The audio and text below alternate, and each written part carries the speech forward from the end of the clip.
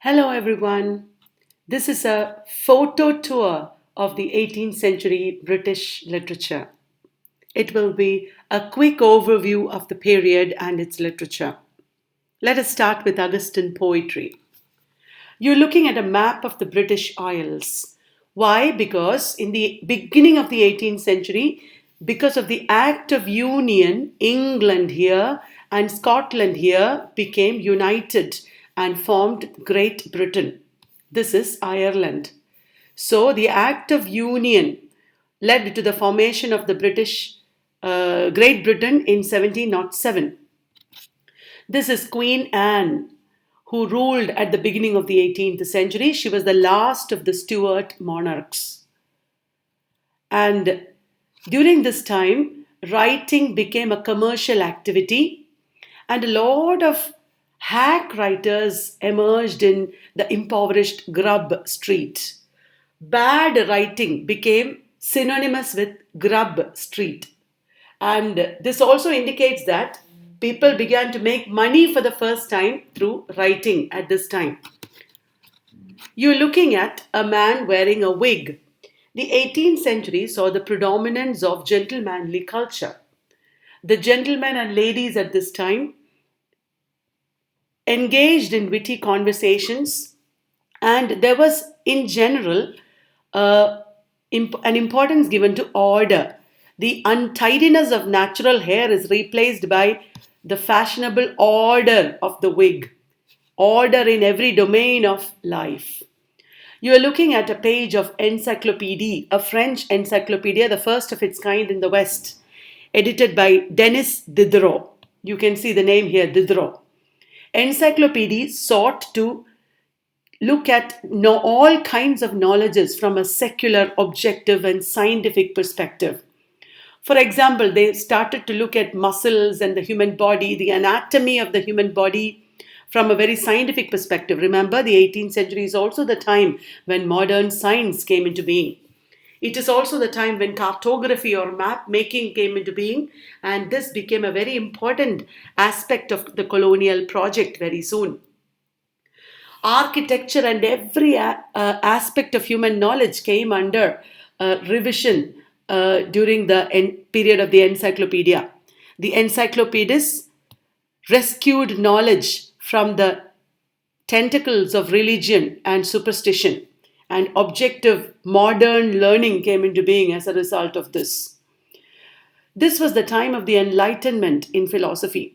Important Enlightenment philosophers were Voltaire and Rousseau. The works and teachings of Voltaire and Rousseau are also very important. You should take a look at those as well. This is Rousseau. And Voltaire and Rousseau not only were important in Neoclassicism, they also laid the foundations of Romanticism. They were both writers, they wrote novels. You're looking at a neoclassical painting by William Hogarth. This is a mix of pure realism and social criticism. This is the neoclassical style of William Hogarth. Here, emotion and subjectivity does not find place. Another painting, Hogarth's self-portrait. The paintings of the later 18th century are markedly different from these, as you will see presently. This is another painter, Joshua Reynolds. He is also a neoclassical painter, and he was the president of the Royal Academy of Arts. Joshua Reynolds was a very important figure. Against the classical influence of Joshua Reynolds came Pre-Raphaelite Brotherhood in the 19th century. This is another painting by Joshua Reynolds, Miss Nellie O'Brien. This is a painting that shows Orientalist elements. You can see a black Indian maid in this white family. Joshua Reynolds, Mrs. Siddons as the tragic muse. And then we have the early romantic artists. These are landscape artists. Thomas Gainsborough. Here, for the first time, nature becomes like a character. Subjective emotions take on importance. Look at the vast expanses of the landscape presented in his Mr. and Mrs. Andrews, Gainsborough's famous painting. This is Gainsborough's landscape in Suffolk. The landscape becomes very evocative and emotive. At this time in the neoclassical period, Symmetry became very important. Symmetry became a very important feature of design in architecture, in garden design, etc. You can see another symmetrical building here, Chiswick House. Georgian symmetry. This is the time of the four Georges or the Hanoverians. George 1, 2, 3, 4. This is another symmetrical building, St. Paul's Cathedral in London. And remember, this is also the time in which modern science came into being. Experimentation and observation all became the foundations of modern science. And our Isaac Newton, authored Principia Philosophiae Naturalis Principia Mathematica, that is the founding text of Newton. A lot of scientists emerged in this time. As I told you before, the gentlemanly ideal was very important. Witty conversations were very important. You can see the gentlemanly ideal here in these paintings. Many of the neoclassical works, such as the plays of Oliver Goldsmith and Sheridan, such as the sentimental novels of Fielding and Samuel Richardson, all depict this culture, gentlemanly culture. You can also see the gentleman's pastime of hunting or fishing, etc., being depicted in paintings at this time. Fishing reminds me, Isaac Walton wrote his famous Complete Angler, a book on fishing, at this time. This is the picture of John Bull. This is actually a World War I poster, and John Bull became the symbol of England at this time. It was Dr. John Arbuthnot, the physician of Alexander Pope, who created the character John Bull, who represented England, like Bharat Mata represents India. And this is our Alexander Pope. He was a very major poet and satirist. He started his career with the writing of pastorals. And he went on to write major works like Essay on Criticism, The Rape of the Lock, Essay on Man, The Dunciad, and Moral Essays. This is Arabella Fermor, the original of Belinda in The Rape of the Lock. This is Pope's grotto, or a rock cave. And Pope used to live in London, and then he went and lived in Twickenham, where he made this grotto. In Pope's time, it was lined with shells, but all those shells have fallen off. Next, we'll take a look at Augustan prose, fiction, and drama. Till now, we were looking at the major poets. There were also some other prose writers who wrote poetry at this time, such as Sir Samuel Johnson wrote poetry, Jonathan Swift wrote poetry, but we will deal with them under prose mostly. This is the first periodical in England, the Daily Current, the first daily, in fact. And this was the time of periodicals and periodical essays, clubs and coffee houses, which led to the rise of the middle class as well as the rise of the novel. You can see an 18th century coffee house. It is actually a Parisian coffee house depicted here, but it was much the same in England also. People got together and discussed socio-political issues here. They read newspapers and periodicals here. They drank coffee or chocolate, hot chocolate here, because coffee and hot chocolate were not made in houses at this time. The laughing audience of early 18th century theatre, they are watching Restoration comedies and laughing. There was a lot of indecency and immorality on the Restoration stage, which was put to an end by the Licensing Act of 1737. And this led to the sentimental comedy and sentimental tragedy, followed by anti-sentimental comedy. During this time, David Garrick was a major Shakespearean actor, and David Garrick created a temple for Shakespeare. Garrick was one member of Dr. Johnson's circle. Daniel Defoe was one of the earliest prose writers of the 18th century. He was a journalist and trader. He wrote about banking, insurance, and such things also. And he began writing novels like Robinson Crusoe towards the end of his career in his middle age.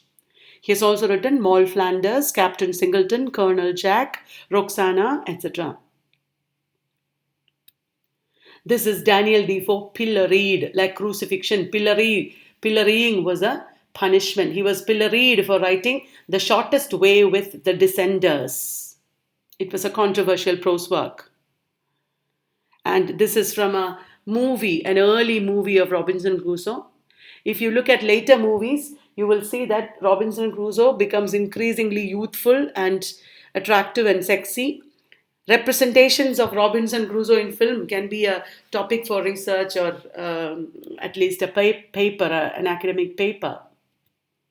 This is Jonathan Swift. Jonathan Swift was a prose satirist. He's the author of famous books like A Tale of a Tub. A Battle of the Books was like a prologue to A Tale of a Tub. He also wrote Gulliver's Travels. You can see a depiction of Battle of the Books here. And this is a picture of Gulliver in Lilliput. You know, Gulliver was a sailor, Lemuel Gulliver. He went to 4 different places at least, and there are 4 books in Gulliver's Travels. You should know about all the details of these books for exams. This is a painting of Gulliver taking leave of the Houyhnhnms in the 4th book. Houyhnhnms are horses endowed with reason.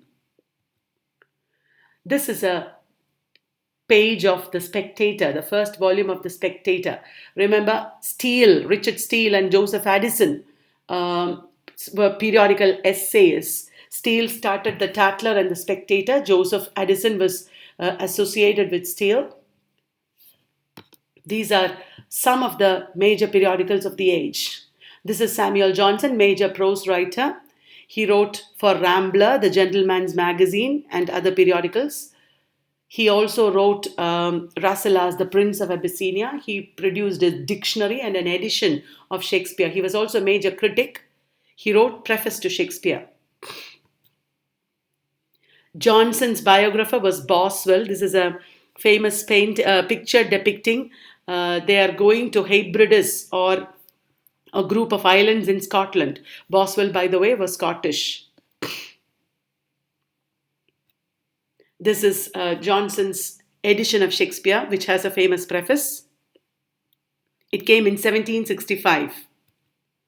This is Samuel Richardson, who wrote the first proper novel, Pamela. He wrote 3 major novels, Pamela, Clarissa, and Sir Charles Grandison. All of them were epistolary. This is an illustration of Pamela. Another illustration of Pamela. Pamela is seduced by Squire B, and finally she marries him. There were many counter texts written for Pamela, and Henry Fielding was one of the writers who attacked Pamela with Joseph Andrews. This is an illustration of the second major book by Henry Fielding, Tom Jones. It is about Tom Jones being discovered in the bed of Squire Allworthy. Tom Jones is a picaresque novel, and it is a novel that subverts the conventions of the realistic novel. The realistic novel was the main genre of the 18th century. Henry Fielding died in Lisbon in Portugal, and this is his grave. Henry Fielding has also written Amelia. This is a page from Tristram Shandy, another novel that makes fun of the conventions of the realistic novel. This is by Laurence Sterne. Tristram Shandy is saying that till now he narrated his novel in this narrative pattern. He is scribbling and saying this is the diagram of the narrative pattern, like Freytag's pyramid or Aristotle's diagram for the narrative plot, tragic plot. It employs very unrealistic kind of modernist or postmodernist techniques, this book, Tristram Shandy. There is a colorful marbled page in Tristram Shandy, the meaning of which is still a mystery. And when Tristram Shandy talks about poor Yorick having died, he suddenly gives a black square or a black page to show the grief. These are all very formalist experiments, very great formalist experiments, which were praised by the Russian formalists. This is another page from Tristram Shandy showing Uncle Toby and Corporate Trim, comic characters. This is Shandy Hall, where Laurence Sterne lived. This is in Yorkshire, the place where Bronte sisters also lived. This is Laurence Sterne. He's my favorite. That is why so many pictures on Laurence Sterne. This is Oliver Goldsmith. He was also one of the members of Johnson's Circle. He wrote just one novel, The Vicar of Wakefield, which is illustrated here. And he also wrote plays like The Good-Natured Man, She Stoops to Conquer, etc. This is Sheridan's wife. Richard Brinsley Sheridan was remembered along with Oliver Goldsmith. Both of them wrote anti-sentimental comedies. Sheridan's wife was a very famous singer and a very pretty woman. This style of painting is called Rococo, made by Thomas Gainsborough. And finally, this is Frances Burney. Frances Burney was also one of the women writers of this time. There was another woman writer, Sarah Fielding. And the 18th century actually came to an end with the transitional poets and the Gothic romancers. I am not talking about them in this presentation, in this video, because they will come under Romanticism. So we stop with the 18th century here. I hope you enjoyed this video. Please read more about each of the authors I have introduced here.